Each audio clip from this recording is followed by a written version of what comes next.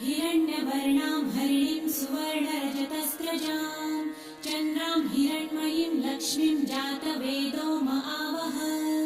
ताम आवह जातवेदो लक्ष्मीमनपगामिनीं यस्यां हिरण्यं विन्देयं गामश्वं पुरुषानहम्